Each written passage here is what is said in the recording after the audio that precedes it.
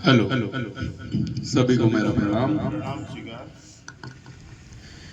कि प्रार्थना परिस्थितियां तो नहीं बदल सकती, पर इंसान का चरित्र जरूर बदल सकती है। एक छोटी सी कहानी जो हमारे जीवन में कई चीजों के प्रति हमारे जीवन में आस्था और विश्वास को बढ़ाएगी और हमारे जीवन को एक सुंदर जीवन बनाएगी। कहानी बहुत छोटी सी है। कहानी है पुराने समय की।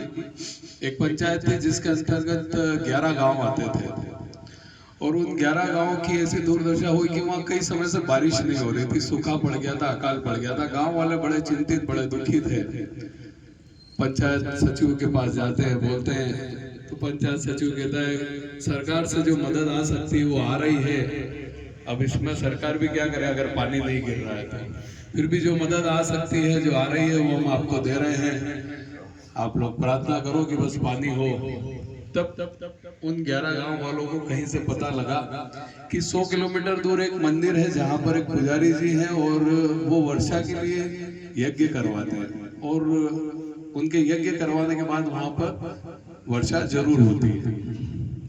ठीक है साहब, कुछ गांव के लोग इकट्ठे हुए और वहां पर उनसे मिलने गए कि हमने सुना पुजारी जी आप ऐसा कोई यज्ञ करवाते हैं जिससे बारिश हो जाती है। हमारे 11 गांव में बहुत साल हो गए, अकाल पड़ा हुआ है, सूखा पड़ा हुआ है, बारिश नहीं हो रही है। पंडित जी बोलते बिल्कुल मैं ठीक है आपका यज्ञ संपादित करूंगा, पर 11 ही गांव के कुछ प्रतिनिधियों को यहाँ आना पड़ेगा। कम से कम एक एक प्रतिनिधि एक एक गांव का होना चाहिए। आप मिल के आइए, इकट्ठे होइए, मैं यहाँ पर आपका यज्ञ कराऊंगा और बिल्कुल आपके यहाँ पर वर्षा होगी। ठीक है साहब। 11 ही गांव वाले मित्र सभी इकट्ठे होते हैं और पुजारी जी के पास आ जाते हैं। यज्ञ चालू होता है। यज्ञ करवाते समय पुजारी जी का ध्यान गांव के एक व्यक्ति पर लगातार बार बार उसी की तरफ ध्यान उनका जाता है।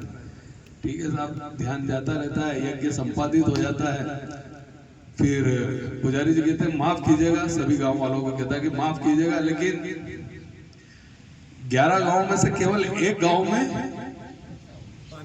पानी बरसेगा, बाकी 10 गांव में नहीं बरस पाएगा। तो सब बोलते हैं ऐसा क्यों? क्योंकि और ये जो ये व्यक्ति दिख रहा है जिस पे उनका बार बार ध्यान जा रहा था, बस इसी के गांव में बारिश होगी। तो सब बोलते हैं ऐसा क्यों?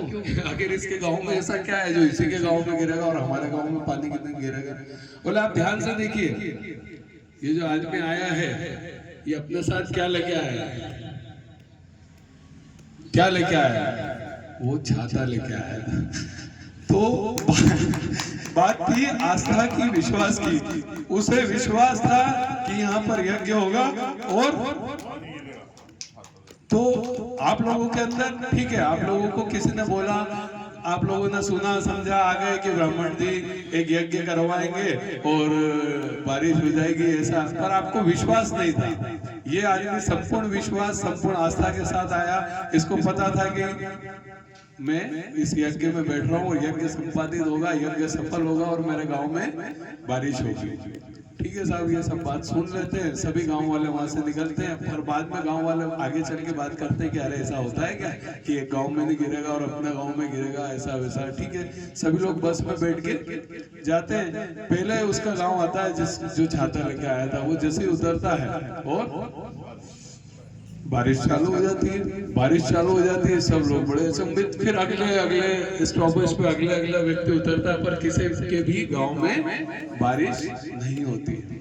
तो कहानी बहुत छोटी सी है, लेकिन इसका सार बहुत बड़ा है जो हमें जीवन में सिखाता है कि आस्था और विश्वास का होना कितना जरूरी है।